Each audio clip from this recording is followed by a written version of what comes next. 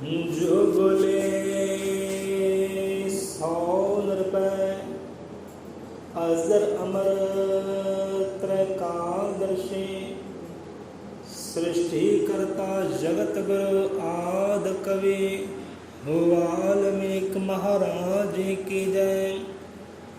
साहिब सतगुरु गुरु ज्ञान नाथ महाराज की जय। सर्बत साध संगत जी की जय।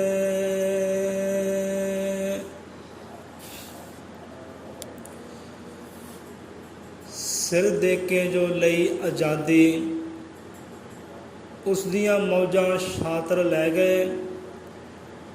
नशे पिला के कौम साडी नूं राज भाग सब चातर लै गए। सो संगत जीओ,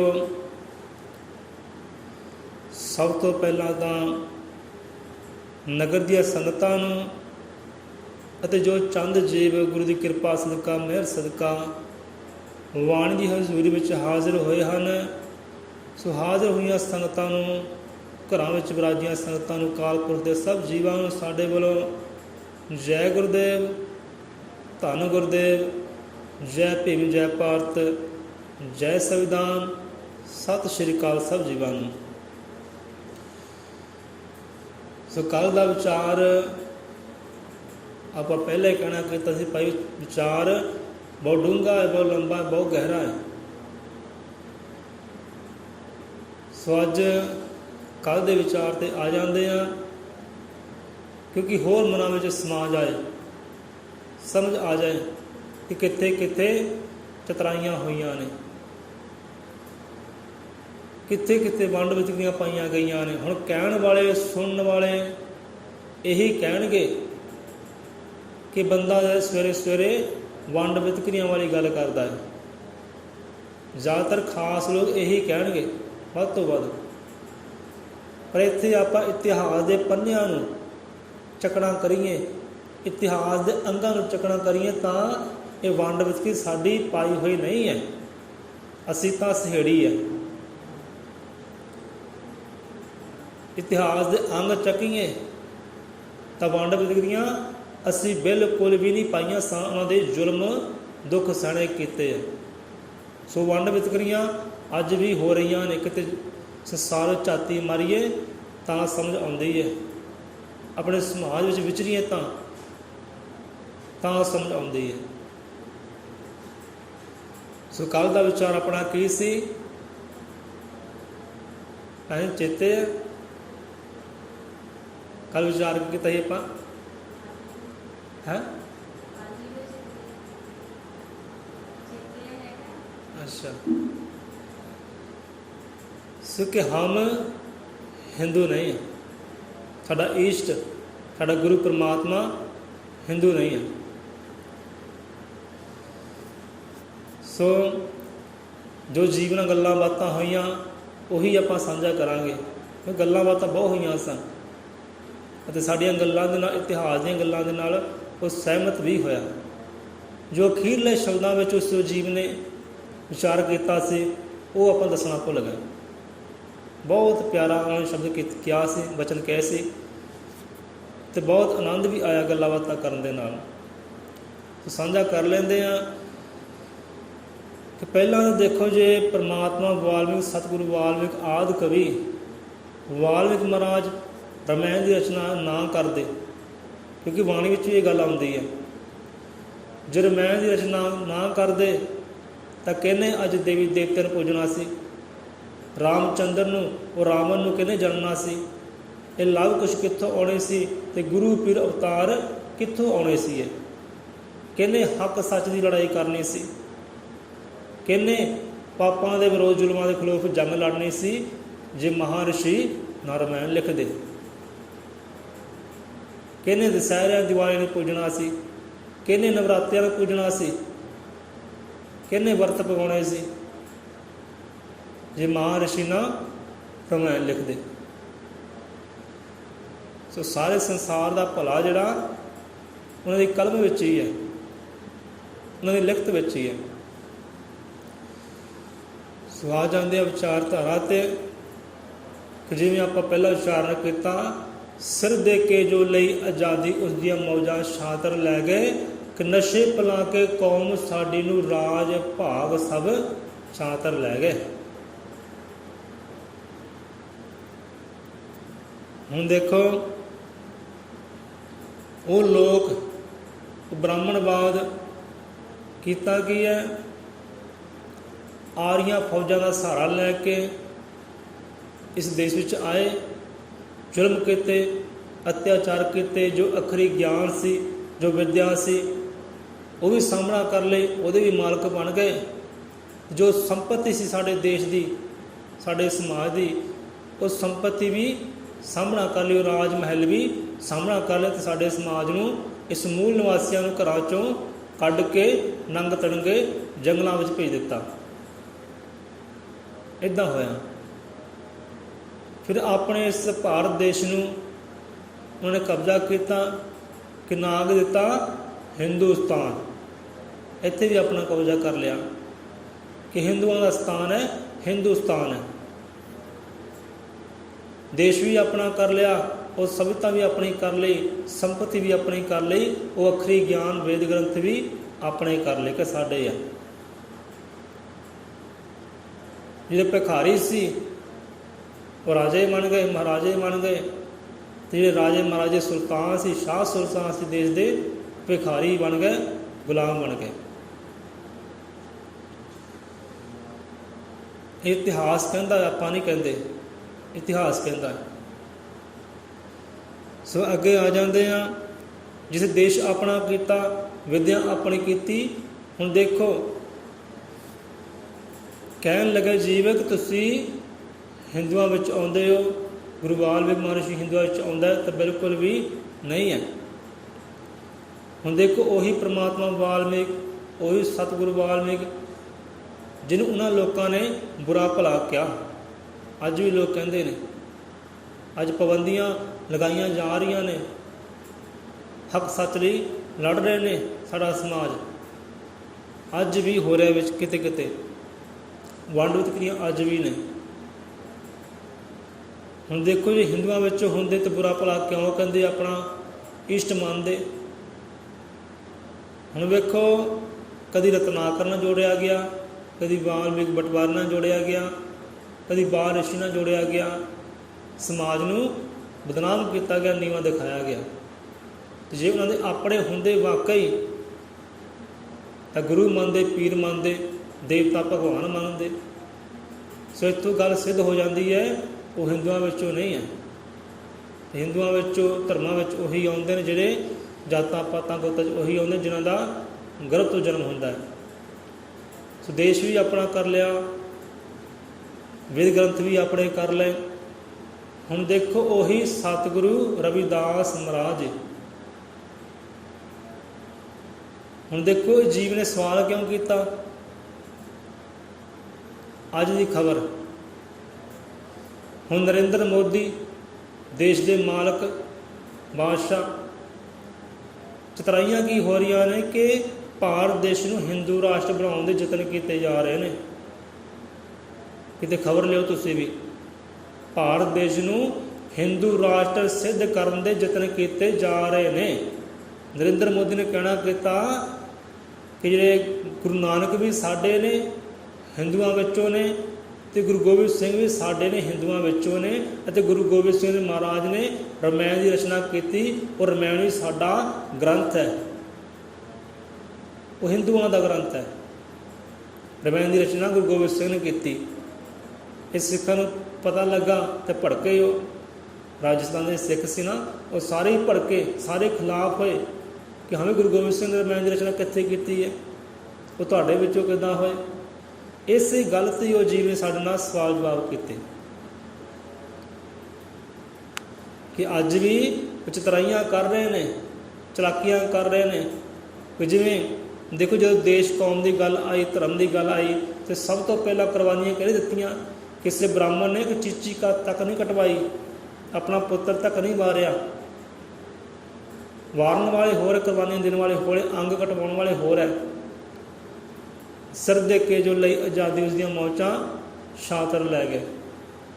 ਸਾਨੂੰ ਕੀ ਦਿੱਤਾ ਕਿ ਤੁਸੀਂ ਨਸ਼ੇ ਪਿਆਲੇ ਪੀਵੋ, ਭੰਗ ਪੋਸਤੀ ਖਾਵੋ, ਤੁਸੀਂ ਰਾਜ ਭਾਗ ਕੀ ਕਰਨੇ ਆ। ਨਸ਼ੇ ਪਿਲਾ ਕੇ ਕੌਮ ਸਾਡੀ ਨੂੰ ਰਾਜ ਭਾਗੋ ਚਾਤਰ ਲੈ ਗਏ। ਅੱਜ ਵੀ ਰਾਜ ਉਹਨਾਂ ਦਾ ਹੀ ਆ, ਬ੍ਰਹਮਵਾਦ ਦਾ ਹੀ ਹੈ। ਕਿਉਂ ਰਾਜ ਉਹਨਾਂ ਦਾ ਹੈ? ਕਿਉਂ ਬਹੁਤ ਵਿਦਵਾਨ ਸੀ, ਗਿਆਨੀ ਸੀ? ਨਹੀਂ, ਵਿਦਵਾਨ ਨਹੀਂ, ਗਿਆਨੀ ਨਹੀਂ, ਸਾਡੀ ਅਗਿਆਨਤਾ ਕਰਕੇ, ਸਾਡੀ ਮੂਰਖਤਾ ਕਰਕੇ ਉਹਨਾਂ ਦਾ ਰਾਜ ਹੈ। ਸਾਡੀ ਏਕਤਾ ਨਾ ਹੋਣ ਕਰਕੇ ਉਹਨਾਂ ਦਾ ਰਾਜ ਹੈ। ਸਾਂਝੀਵਾਲਤਾ ਸਾਡੇ ਵਿੱਚ ਨਹੀਂ ਹੈ, ਇਸੇ ਕਰਕੇ ਉਹ ਉਹਨਾਂ ਦਾ ਰਾਜ ਹੈ। ਹਿੰਦੂ ਰਾਸ਼ਟਰ ਬਣਾਉਣ ਦੇ ਯਤਨ ਕੀਤੇ ਜਾ ਰਹੇ ਨੇ, ਵਿਰੋਧੀਆਂ ਨੇ ਵਿਰੋਧ ਕੀਤਾ, ਇਸੇ ਕਰਕੇ ਉਹ ਜੀਵਨ ਨੇ ਸਾਡੇ ਨਾਲ ਸਵਾਲ ਕੀਤਾ। ਹੁਣ ਦੇਖੋ ਗੁਰੂ ਰਵਿਦਾਸ ਮਹਾਰਾਜ ਹੋਏ ਵਿਚਾਰ 'ਤੇ ਆ ਜਾਂਦੇ ਆ। ਹੁਣ ਪਹਿਲਾਂ ਉਹਨਾਂ ਨੂੰ ਦਰ ਦਰ ਤੋਂ ਧਰਕਾਰਿਆ ਗਿਆ, ਮੰਦਰਾਂ ਤੋਂ ਰੋਕਿਆ ਗਿਆ। ਜਿਹਨਾਂ ਸੱਚ ਹੱਕ ਦੀ ਗੱਲ ਕੀਤੀ, ਉੱਥੇ ਫਿਰ ਰਾਜੇ ਮਹਾਰਾਜਿਆਂ ਕੋਲ, ਉਸ ਸਮੇਂ ਦੇ ਰਾਜੇ ਮਹਾਰਾਜੇ ਸੀ, ਬਾਦਸ਼ਾਹ ਸੀ, ਉਹਨਾਂ ਕੋਲ ਸ਼ਿਕਾਇਤਾਂ ਕੀਤੀਆਂ ਗਈਆਂ ਅਤੇ ਜੇਲ੍ਹਾਂ ਵਿੱਚ ਡੱਕਿਆ ਗਿਆ, ਤਸੀਹੇ ਦਿੱਤੇ ਗਏ। ਅਤੇ ਬਾਅਦ ਵਿੱਚ ਜਦੋਂ ਸਤਿਗੁਰੂ ਰਵਿਦਾਸ ਮਹਾਰਾਜ ਚੰਨ ਸੂਰਜ ਤਰ੍ਹਾਂ ਰੋਸ਼ਨ ਹੋਏ, ਜਾਹੋ ਜਲਾਲ ਉਹਨਾਂ ਵਧਿਆ, ਫਿਰ ਕਥਾ ਕਹਾਣੀ ਕੀ ਬਣਾਈ?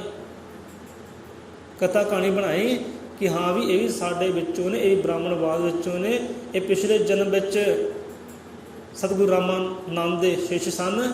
ਇਹਨਾਂ ਨੇ ਕੀਤਾ ਕਿ ਇਹਨਾਂ ਨੇ ਕੁਰਕਰਮ ਕੀਤਾ ਅਤੇ ਨੀਚਾਂ ਵਿੱਚ ਇਹਨਾਂ ਨੂੰ ਜਨਮ ਲੈਣਾ ਪੈ ਗਿਆ।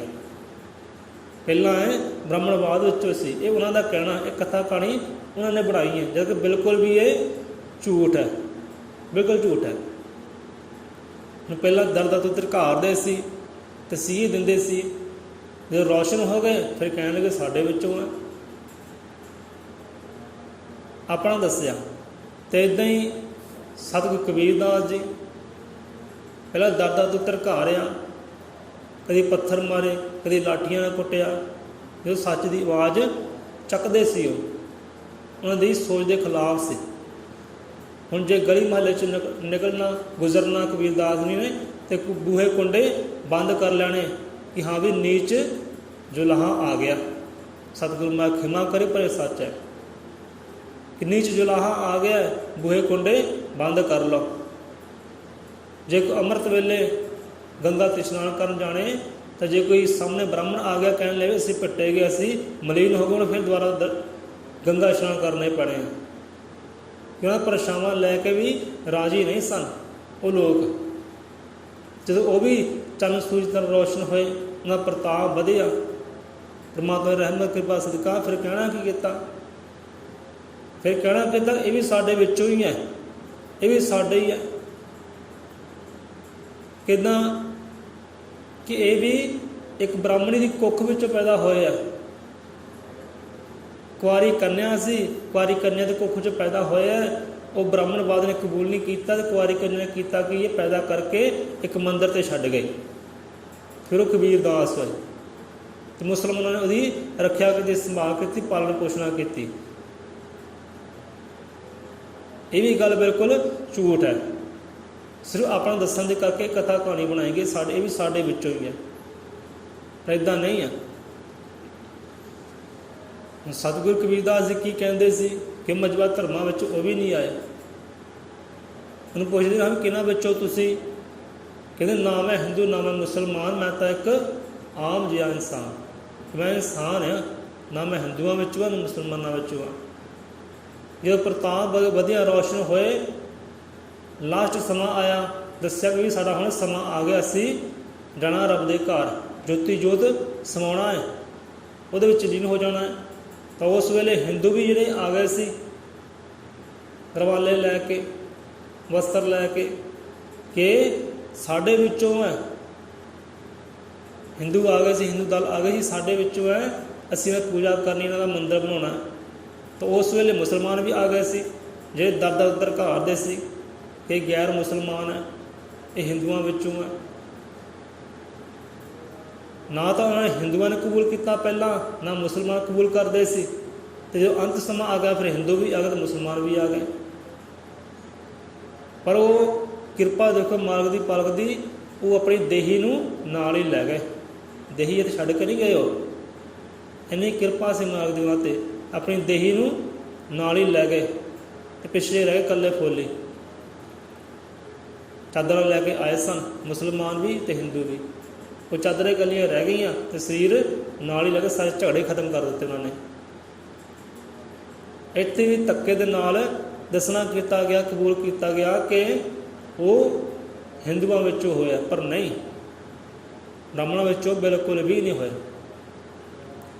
ਹੁਣ ਇੱਦਾਂ ਹੀ ਅੱਗੇ ਆ ਜਾਂਦੇ ਆ। ਅੱਗੇ ਗੁਰੂ ਨਾਨਕ ਪਾਤਸ਼ਾਹ ਜੀ, ਹੁਣ ਪਹਿਲਾਂ ਤਾਂ ਉਹਨਾਂ ਦੀ ਗੱਲ ਨਾ ਮੰਨੀ, ਹੁਣ ਬ੍ਰਾਹਮਣਵਾਦ ਦੇ ਖਿਲਾਫ ਕਿੰਨੇ ਸੰਘਰਸ਼ ਕੀਤੇ ਮਹਾਰਾਜ ਜੀ ਨੇ। ਕਿਤੇ ਉਹਨਾਂ ਦੇ ਜੀਵਨ ਨੂੰ ਵੇਖਿਓ, ਪੜ੍ਹਿਓ। ਬ੍ਰਾਹਮਣਾਂ ਦੇ ਖਿਲਾਫ ਉਹਨਾਂ ਨੇ ਸੰਘਰਸ਼ ਹੀ ਕੀਤੇ ਹੈ, ਯੁੱਧ ਹੀ ਲੜੇ ਹੈ, ਸਮਝਾਉਣਾ ਕੀਤਾ, ਗਿਆਨ ਦਿੱਤਾ ਤੁਸੀਂ ਪਖੰਡ ਨਾ ਕਰੋ। ਜੇ ਤੁਸੀਂ ਪਖੰਡ ਕਰਦੇ ਆ, ਪਖੰਡ ਹੈ, ਅੰਧ ਵਿਸ਼ਵਾਸਤਾ ਹੈ, ਭੁੱਖੇ ਰਹਿਣਾ, ਇਸ਼ਨਾਨ ਕਰ ਲੈਣੇ ਗੰਗਾ ਦੇ ਲੈ, ਅਸੀਂ ਉੱਤਮ ਹੋ ਗਏ ਆ, ਪਵਿੱਤਰ ਹੋ ਗਏ ਆ।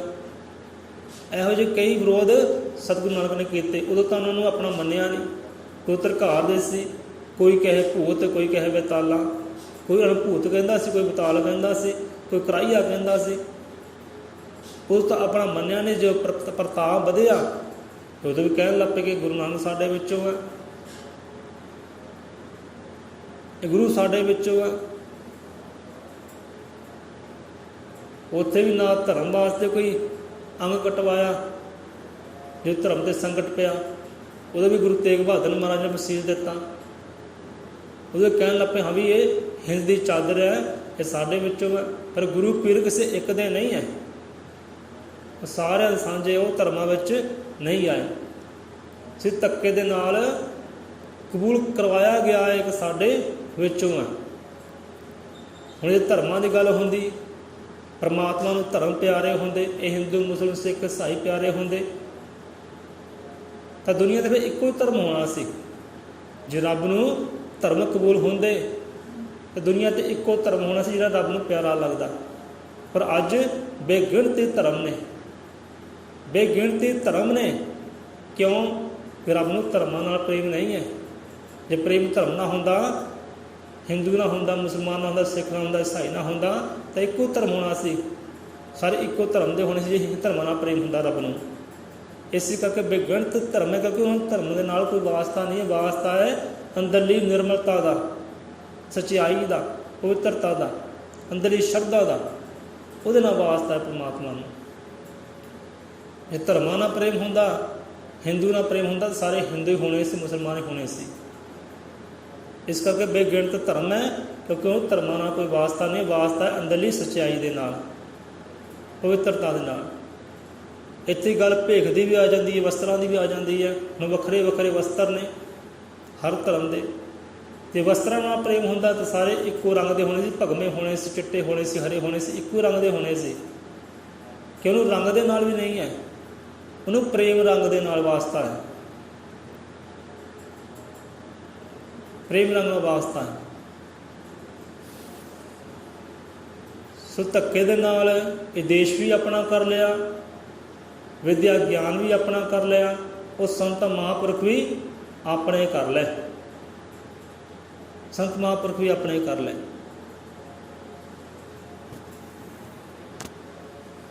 ਅੱਗੇ ਆ ਜਾਂਦੇ ਆ। ਅੱਗੇ ਜੀਵ ਨੇ ਕਹਿਣਾ ਕੀਤਾ ਕਿ ਜਿਹੜੇ ਭਾਈ ਜੈਤਾ ਹੈ ਉਹ ਸਿੱਖਾਂ ਵਿੱਚੋਂ ਹੋਏ ਆ,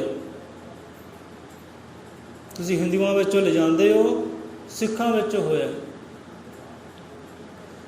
ਅਸੀਂ ਕਹਿਣਾ ਕੀਤਾ ਕਿ ਭਾਈ ਜੇ ਸਿੱਖਾਂ ਵਿੱਚੋਂ ਹੁੰਦੇ ਤੇ ਸਿੱਖ ਸਮਾਜ ਨੇ ਉਹਨਾਂ ਪੰਜਵਾਂ ਪੁੱਤਰ ਕਬੂਲ ਕਿਉਂ ਨਹੀਂ ਕੀਤਾ? ਗੁਰੂ ਗੋਬਿੰਦ ਸਿੰਘ ਮਹਾਰਾਜ ਜੀ ਨੇ ਪੰਜਵਾਂ ਪੁੱਤਰ ਆਪਣਾ ਕਿਹਾ ਸੀ ਉਹਨਾਂ ਨੂੰ, ਤੇ ਸਿੱਖਾਂ ਨੇ ਕਬੂਲ ਕਿਉਂ ਨਹੀਂ ਕੀਤਾ?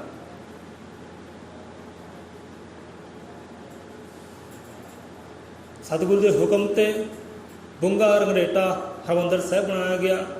ਜੇ ਉਹ ਸਿੱਖਾਂ ਵਿੱਚੋਂ ਹੁੰਦੇ ਤਾਂ ਬੁੰਗਾ ਰੰਗਰੇਟਾ ਅੱਜ ਹਟਾਇਆ ਕਿਉਂ ਗਿਆ? ਸਤਿਗੁਰੂ ਦੇ ਹੁਕਮ ਦੀ ਉਲੰਘਣਾ ਕਿਉਂ ਕੀਤੀ ਗਈ? ਇੱਥੇ ਆ ਕੇ ਜੀਵ ਕਹਿਣ ਲੱਗਾ, ਹਾਂ ਵੀ ਸਾਡੇ ਕੋਲ ਇੱਥੇ ਗਲਤੀ ਹੋ ਗਈ ਹੈ, ਇੱਥੇ ਸਾਡੇ ਕੋਲ ਗਲਤੀ ਹੋ ਗਈ,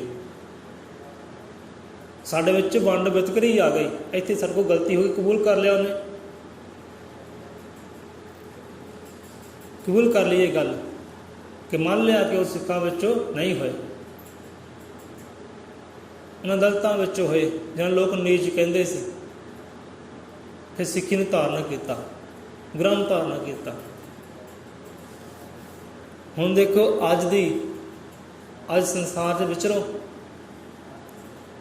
ਹੁਣ ਧਰਮਾਂ ਦੀ ਗੱਲ ਕੀਤੀ ਸਤਿਗੁਰੂ ਗਿਆਨਨਾਥ ਮਹਾਰਾਜ ਜੀ ਨੇ ਕਿ ਹਿੰਦੂ ਮੁਸਲਮਾਨ ਬਣੇ ਈਸਾਈ, ਪਰ ਜਾਤ ਨਾ ਗਈ ਲੁਕਾਈ। ਧਰਮ ਬਦਲੇ ਪਰ ਜਾਤ ਨਾ ਬਦਲੀ, ਨਾ ਮੱਥੇ ਦੀ ਛਾਈ। ਅੱਜ ਵੀ ਉਹਨਾਂ ਨੂੰ ਕਿਹਾ ਜਾਂਦਾ ਹੈ ਕਿ ਫਲਾਣੇ ਸਮਾਜ ਵਿੱਚੋਂ ਸੀ, ਉਹਨਾਂ ਸਿੱਖ ਨਹੀਂ ਕਿਹਾ ਜਾਂਦਾ, ਨਾਲ ਮਜ਼ਹਬ ਲਗਾਇਆ ਜਾਂਦਾ ਹੈ। ਇਹ ਵੰਡ ਵਿਤਕਰੀ ਤਾਂ ਹੋਰ ਕੀ ਹੈ। ਅੱਜ ਕੋਈ ਰਵਿਦਾਸਿਆ 'ਚੋਂ ਸਿੱਖ ਬਣਦਾ ਹੈ, ਉਹਨੂੰ ਰਵਿਦਾਸਿਆ ਸਿੱਖ ਕਹਿੰਦੇ ਨੇ। ਜੱਟਾਂ ਵਿੱਚੋਂ ਸਿੱਖ ਬਣਦਾ ਹੈ, ਜੱਟ ਸਿੱਖ ਕਹਿੰਦੇ ਨੇ। ਇਹ ਘੁਮਿਆਰ ਸਿੱਖ ਹੈ, ਇਹ ਸੈਣੀ ਸਿੱਖ ਹੈ। ਇੱਦਾਂ ਹੀ ਗੁਰਦੁਆਰੇ ਵੀ ਬਣ ਗਏ ਨੇ। ਇਹ ਜੱਟਾਂ ਦਾ ਗੁਰਦੁਆਰਾ, ਇਹ ਮਜ਼੍ਹਬੀ ਸਿੱਖਾਂ ਦਾ ਗੁਰਦੁਆਰਾ, ਇਹ ਰਵਿਦਾਸੀਆਂ ਦਾ ਗੁਰਦੁਆਰਾ। ਅੰਦਰ ਜਿਹੜੀ ਜੋਤ ਹੈ, ਗੁਰੂ ਹੈ, ਉਹ ਇੱਕੋ ਹੀ ਹੈ। ਫਿਰ ਵੰਡ ਵਿਤਕਰੀ ਕਿਹਨੇ ਪਾਈ ਹੈ? ਵੰਡ ਵਿਤਕਰੀ ਕਿਹਨੇ ਪਾਈ? ਅਸਤ ਨਹੀਂ ਪਾਈ। ਜੇ ਸਾਨੂੰ ਉਹ ਹੱਕ ਮਿਲਦਾ ਜਿਹੜਾ ਹੱਕ ਗੁਰਾਂ ਨੇ ਦਿੱਤਾ ਸੀ, ਜੇ ਸਾਨੂੰ ਉਹ ਹੱਕ ਮਿਲਦਾ ਤਾਂ ਵੰਡ ਵਿਤਕਰੀ ਕਿਉਂ ਹੁੰਦੀ? ਇਹ ਗੁਰਦੁਆਰੇ ਅਲੱਗ-ਅਲੱਗ ਕਿਉਂ ਬਣਦੇ? ਇੱਥੇ ਵੀ ਉਹ ਜੀਵ ਸਹਿਮਤ ਹੋਇਆ ਕਿ ਹਾਂ ਵੀ ਸਾਡੀ ਇਹ 'ਚ ਕਮੀ ਹੈ, ਵਿਤਕਰੇ ਹੈ। ਅੱਜ ਆਪਣੇ ਪਿੰਡ ਦੀ ਗੱਲ ਲੈ ਲਓ ਕਿ ਅੱਜ ਜੋ ਪਾਠੀ ਸਾਹਿਬਾਨ ਹੈ ਨਾ, ਸਾਨੂੰ ਕਹਿਣ ਵਾਲੇ ਕਹਿੰਦੇ ਭਾਈ ਇਹ ਤੁਹਾਡੇ ਵਿੱਚੋਂ ਹੈ, ਇਹ ਮਜ਼੍ਹਬੀ ਸਿੱਖ ਹੈ, ਤੁਹਾਡੇ ਵਿੱਚੋਂ ਅੱਜ ਦਾ ਪਾਠੀ ਜੋ ਲੱਗਾ ਨਾ ਆਪਣੇ ਗੁਰਦੁਆਰੇ, ਸਾਨੂੰ ਕਹਿਣ ਵਾਲੇ ਕਹਿੰਦੇ ਤੁਹਾਡੇ ਵਿੱਚੋਂ ਹੈ, ਮਜ਼੍ਹਬੀ ਸਿੱਖਾਂ ਵਿੱਚੋਂ ਹੈ। ਇਹ ਕੀ ਹੈ? ਵੰਡ ਵਿਤਕਰੀ ਹੋਰ ਕੀ ਹੈ? ਕਿਹਨੇ ਪਾਈ? ਅਸੰਦ ਨਹੀਂ ਪਾਈ।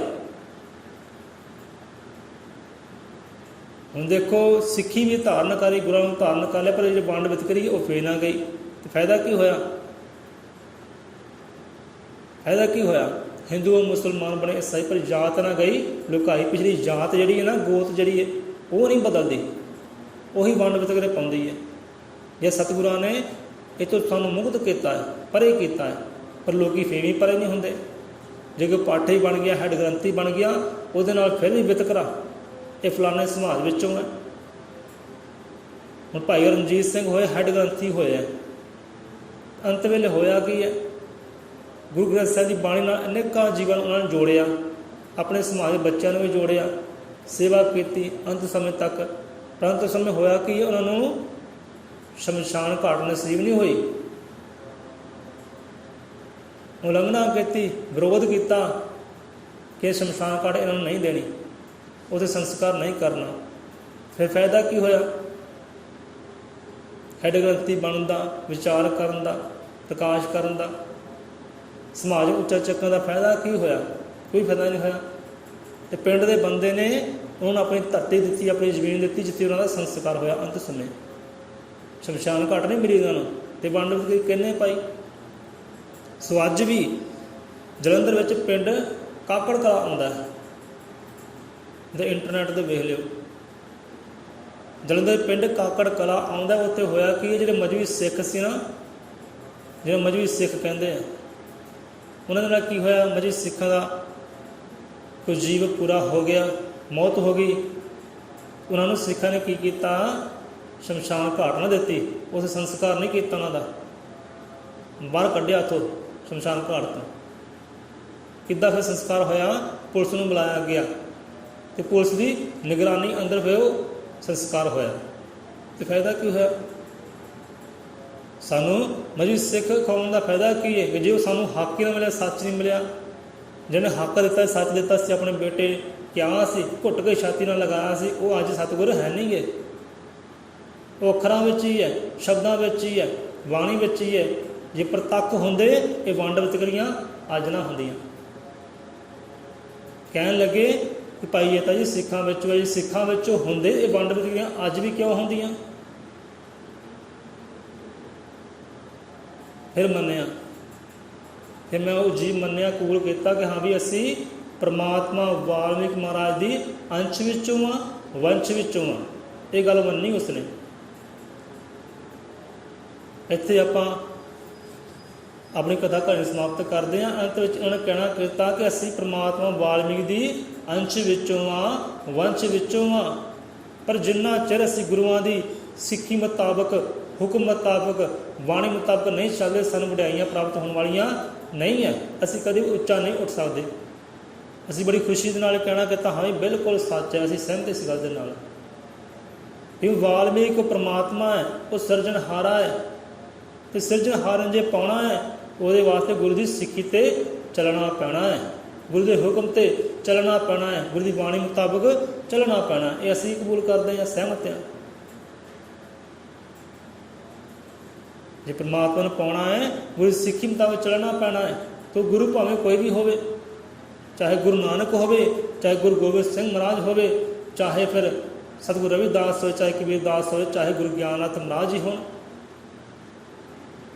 ਉਹਨਾਂ ਸਿੱਖੀ ਦੇ ਸਾਨੂੰ ਚੱਲ ਕੇ ਅਸੀਂ ਉਹ ਸਿਰਜਣਹਾਰੇ ਤੱਕ ਪਹੁੰਚ ਸਕਦੇ ਹਾਂ। ਅੰਤ ਵਿੱਚ ਇਹ ਗੱਲ ਹੋਈ।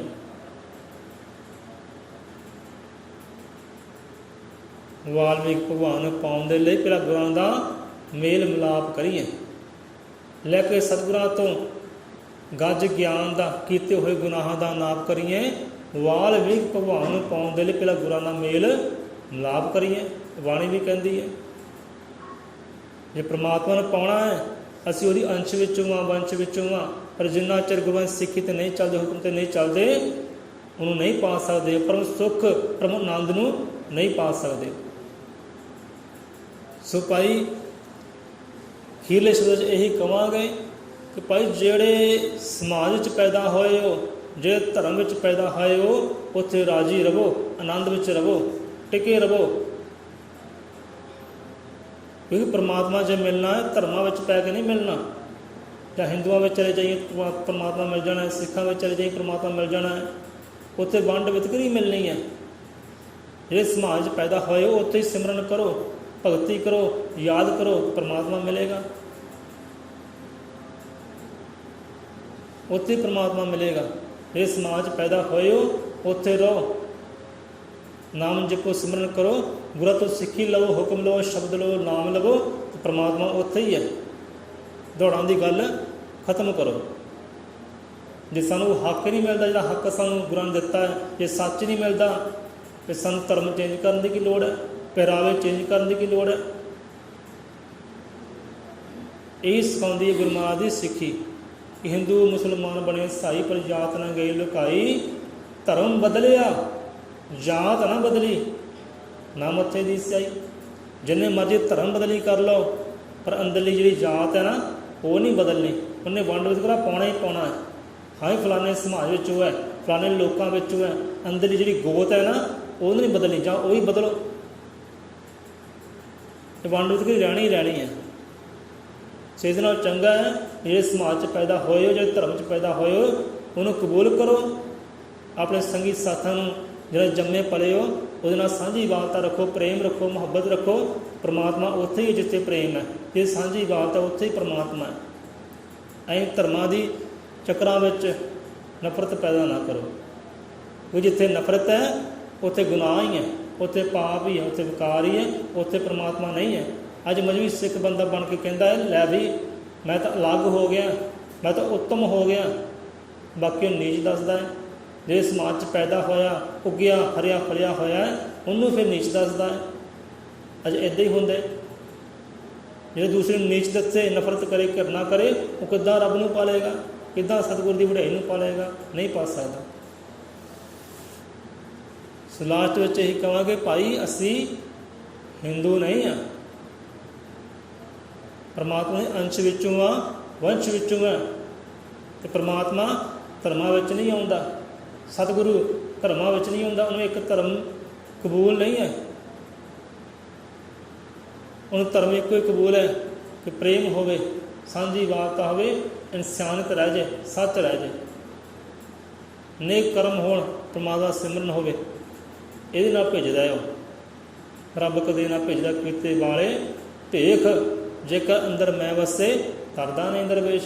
ਕਿ ਭੇਖ ਬਦਲ ਕੇ ਕਵੇ ਲੈ ਵੀ ਮੈਂ ਉੱਤਮ ਹੋ ਗਿਆ, ਸ੍ਰੇਸ਼ਟ ਹੋ ਗਿਆ, ਅੰਦਰ ਮੈਂ ਆ ਜਾਏ, ਹੰਕਾਰ ਆ ਜਾਏ, ਹਉਮੈ ਆ ਜਾਏ, ਉੱਥੇ ਫਿਰ ਪਰਮਾਤਮਾ ਹਉਮੈ ਨਾਲ ਨਹੀਂ ਭੇਜ